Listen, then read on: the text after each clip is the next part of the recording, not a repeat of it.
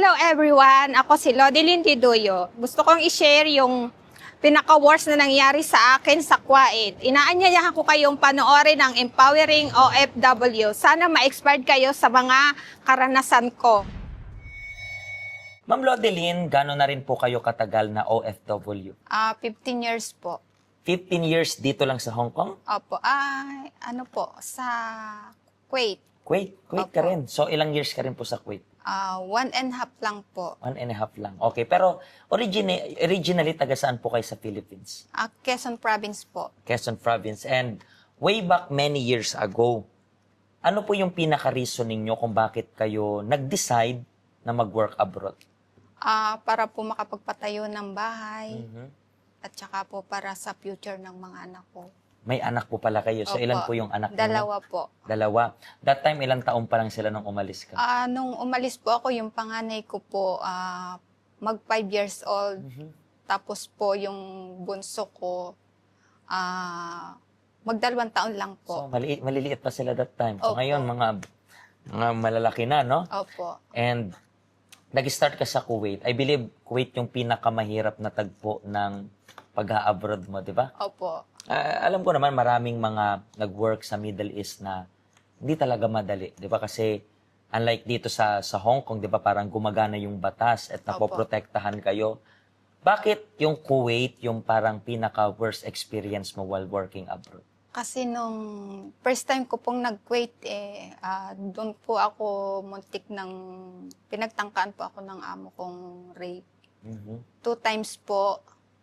Tapos po yung amo kong babae, sinasaktan ako. 1 month na sahod ko, hindi po ibinigay. Mhm.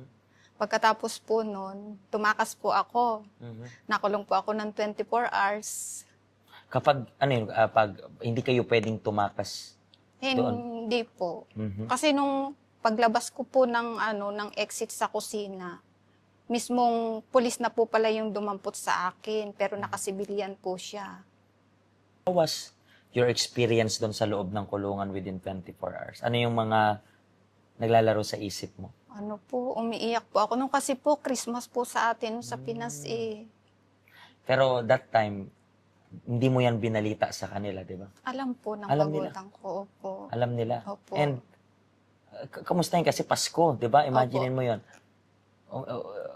Hindi, I was just thinking kung, paano kapag nasa shoes mo ko, parang, wow, ang hirap nun kasi, pag binalita mo, sira yung Pasko, parang gano'n, di ba? Paano makakapag-celebrate kapag yung alam mong family member mo na malayo sa'yo? Kasi ibang bagay na makulong ka sa bansa natin. And then Opo. ibang bagay na malayo ka ng bansa, and then nakulong ka, and then sinong pwedeng bumisita sa'yo?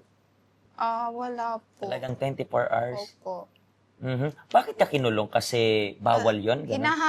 Nung hinahanap po sa akin yung passport ko ang may hawak po ng passport ko, yung mga amo ko. Doon okay lang yun doon na nahawakan ng amo yung Opo, passport, diba? opo. Unlike dito na hindi pwedeng hawakan ng amo yung Opo, passport opo. ninyo. So, sa case, ang reason ng pagkakakulong mo kasi wala kang passport. Ayun, opo, yun lang po. So, within this 24 hours nakulong ka, and then after 24 hours, ano nangyari? Kinuha po ako nung amo kong pulis. Tapos, dinala naman din po ako dun sa kapatid ni Madam. Mhm. And then, kamusta yung naging experience afterwards nun? Kasi, imaginin mo, tumakas ka. Opo.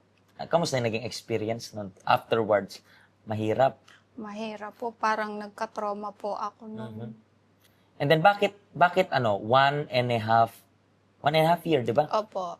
Paano ka napabalik? Kasi usually 2 years yung kontrata. Kasi hindi ko na po tinapos. Ako po mismo yung bumili ng ticket ko para makauwi. So pwede naman palang mangyari yon. Opo. Basta ikaw lang bumili ng Opo. ticket mo. And then bumalik ka sa Philippines and nakakatrauma yung na-experience mo. Imagine mo, 2 beses kang pinagtangkaan. Nakulong ka pa. Opo. Tapos naging worse yung experience pa Opo. sa paglabas mo ng kulungan. And nag-stay ka sa Philippines ng mga gaano katagal? Siguro po mga 2 years. 2 years. Parang ayaw mo nang mag-abroad that time. Nag-apply po muli ako Mhm. sa naman po yun, sa Abu Dhabi. Mhm. And then, natuloy hindi. Natuloy po. Natuloy. Tapos, Pero 2 years ka munang nag-antay papuntang Abu Dhabi. opo. Mhm. Tapos, ano po ako, tumakas din po ako doon. Mhm. Kasi pinagbibintangan naman din po ako. Gano'ng katagal doon sa Abu Dhabi? 1.5 din po. 1.5 rin. Opo. So, imagine mo yun, dalawang magkasunod na nakakatrauma ng experience. Opo. Pero binalak mo pa rin mag-work abroad, parang gano'n. Opo, Bakit? dire-diretso. Bakit? Ano yung nagbibigay sa'yo ng encouragement na? Kasi, iba kapag isa, pwede mong isipin, no, nagkataon lang. Pag dalawang magkasunod, paano pang nagkataon yun, di ba? Opo. Kasi ang nagbigay po sa akin ng lakas, iniisip ko, sabi ko, hindi naman po pare-pareho ang kapalaran.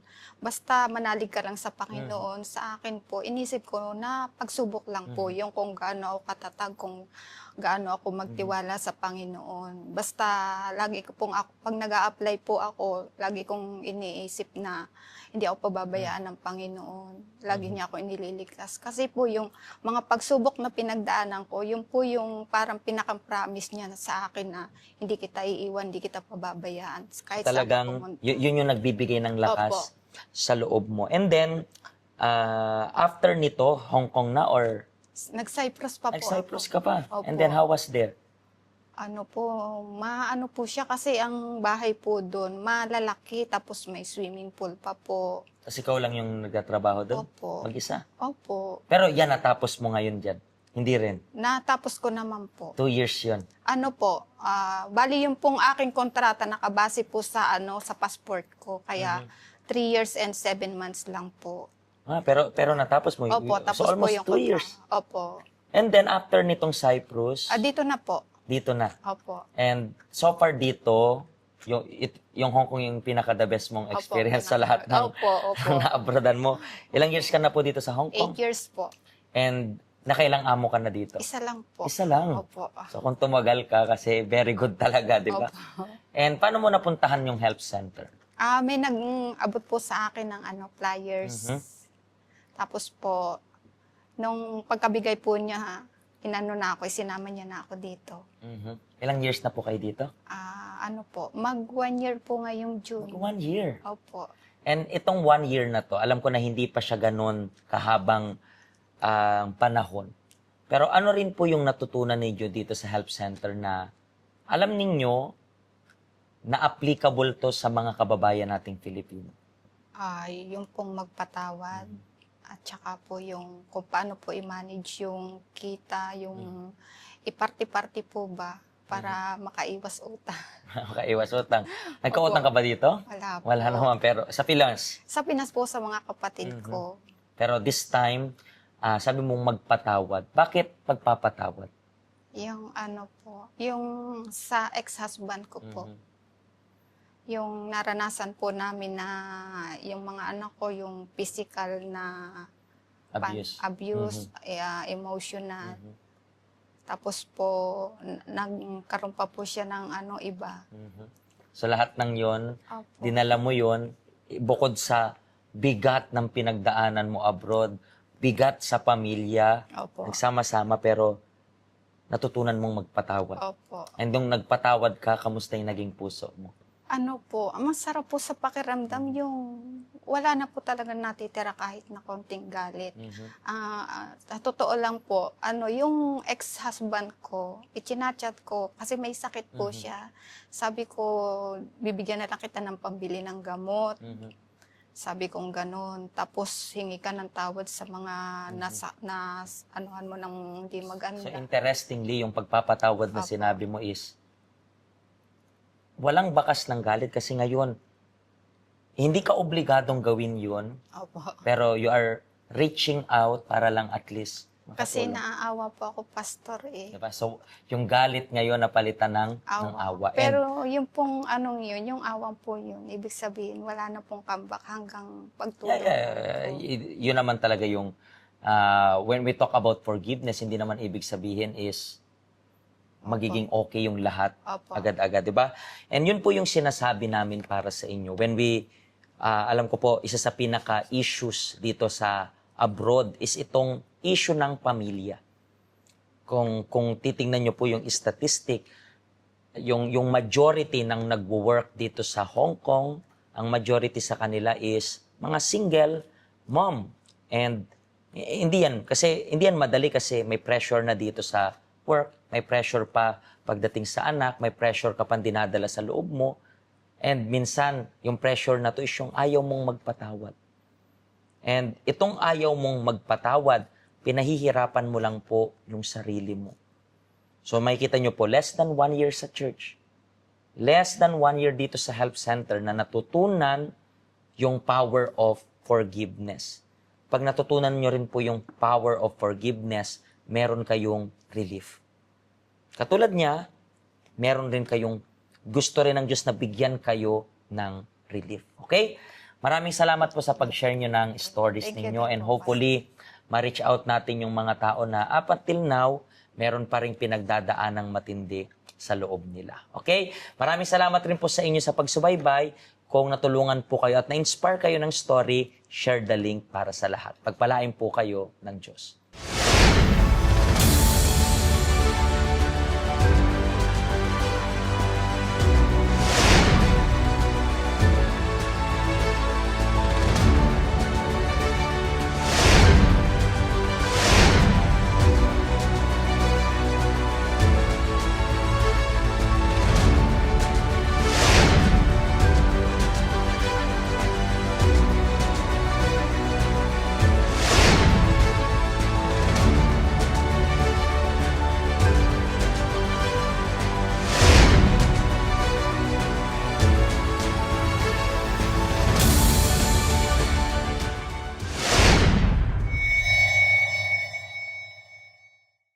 Hello, ako po si Pastor Joshua dito po sa UCKJ Help Center dito po sa Hong Kong. At yung mga napanood nyo pong testimony ay mga testimony ng mga OFW dito sa Hong Kong. Pero I believe makaka-relate rin naman kahit nasaan po kayong bansa. Basta OFW.